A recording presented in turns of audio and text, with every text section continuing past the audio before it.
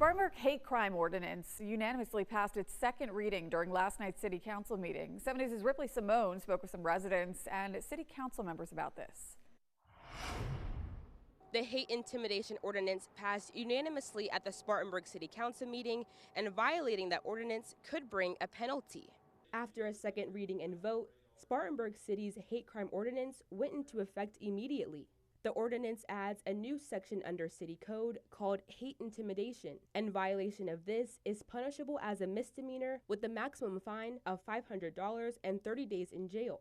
City leaders say this only applies if a person has committed a separate crime like vandalism or assault and is found to have had the intent to cause harm to another because of their ethnicity, religion, or gender identity. Councilmember Megan Smith says this ordinance is a way to protect all residents. I say that this hate crimes ordinance is needed right now because we are living in a time where people of different groups feel scared.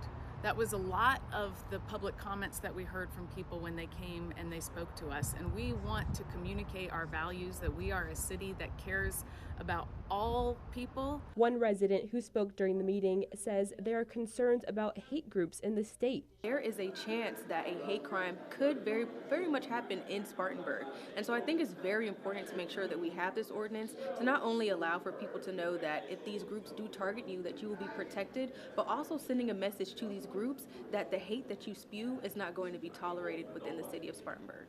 City Council says the ordinance does not criminalize free speech. There was a lot of concern that we heard from people who thought that this would criminalize hate speech or someone's opinion on someone else, and that is absolutely not what this does. You have to be convicted of a crime that we already have on our books. Spartanburg is the 23rd municipality in the state to pass a hate crime ordinance, but South Carolina is one of 2 states without a hate crime law.